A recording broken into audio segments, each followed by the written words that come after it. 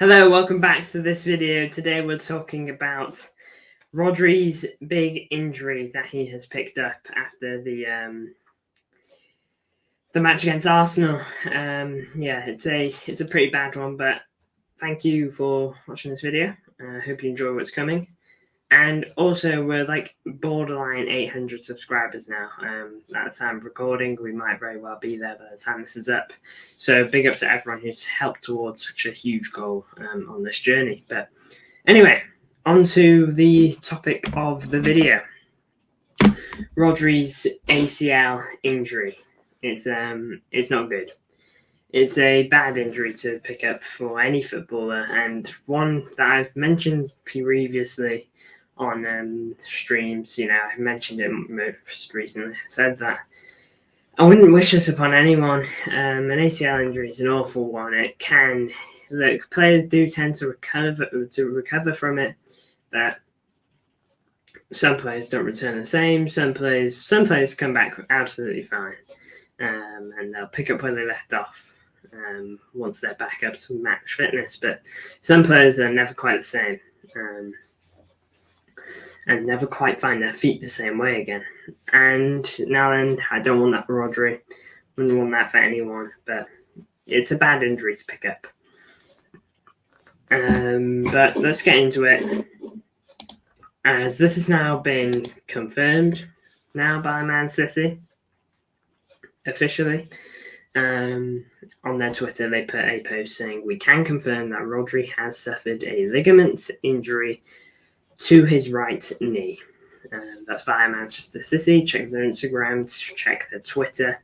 It's all there. So, just have a look if you are curious. But, yeah, it's not great. It really isn't. It's so bad, People say what they like, Some rival fans will somehow be celebrating this. But, look, people should know that this is a bad injury for anyone. And no one should have to suffer this, really, in their life.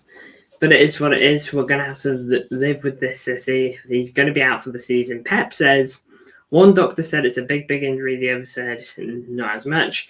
That was before City came out and said what they said. Now then, whether this means, whether what we're hearing from Pep is, like a doctor said it's an ACL and someone said it's just a different injury on a whole, or whether someone said this is going to keep him out for the season and someone said this is going to keep him out for a while but not the season, then we don't really know what Pep was saying by that, So, look, maybe there's a chance he's back before the end of the season. But even if he is, even if you see pictures of him training, don't take that as he's back, because he's not. He's going to... I wouldn't be surprised if you start to see him again in training to an extent. Not training with the squad, I'd be surprised, in April.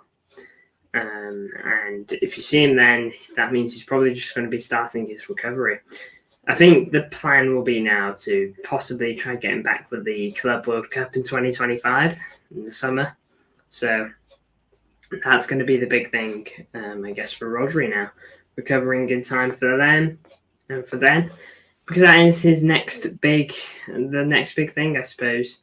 The first ever Club World Cup in such a format, where all the big teams, I suppose, will be colliding together. So, yeah. Now then, that kind of covers Rodri's injury. He's going to be out for a very long time, minimum of 7 months, I would have thought. Could go up to 8 or 9. But now, let's actually have a look at, what City can do to an extent to make this work in the meantime. Because, look, at least until January, we are without Rodri. We are without a Rodri-like player. Don't know if we'll sign anyone in the summer. In the January, I'd be very surprised. It's not City's normal MO. And especially of someone the quality of Rodri, because you don't often see huge players. Apologies for my dog's barking. You don't often see absolutely massive players rotating clubs in January, unless they are a club like Mudryk, for example, who was playing for Shakhtar and moved to Chelsea for 100 million. That is a huge signing in terms of the fee and all that. But he was playing in Ukraine, and the opportunity to play in the Premier League is an unmissable one, he would have thought. And as would most January transfer players. So now I don't see us getting someone like Guimaraes in. Maybe Kimmich. Kimmich has got a contract that ends in 2025, I think. I believe. Fact check me on that. I'll have a double check now. So we can talk with Kimmich, I believe. And we could basically be like, yeah, Bayern, you guys are losing him in the summer. Here's a bit of money now. This is literally your last chance to get cash on him. That is something that you could say. 2025. We could very well just throw that at Bayern Munich. But let's just have a look at what we've got for now. This is what I've come up with. And I'll get into why. Now, I'm not really going to focus on the rest of the pitch, specifically the front four. This is an 11 based around our injuries at the moment as of recording. So, Ake, De Bruyne, Bob, and obviously Rodri are all absent from this. So, yeah. But this is what I was thinking for our midfield too. Another one you could do is easily Gundogan. You could easily slip him here or either here. But I don't know. I feel like John Stones could do this. Don't forget that time when he used to play right back for a bit for City, and then he would transition into midfield. That's really where we first started seeing it with him and Rico Lewis. And well, he was brilliant at it. So who's to say he can't just do it on a whole? Of course, it's a big responsibility, and John Stones is a player who's been riddled with injuries as well throughout his career. He's not exactly the most injury-free man you'll ever see, and such is the way, I'm afraid, But look, it's been a little bit of a hot topic at City, not in a bad way, in a good way, because of his goal he got against Arsenal. But look, if he does take this role, then suddenly he becomes so much more important to the team.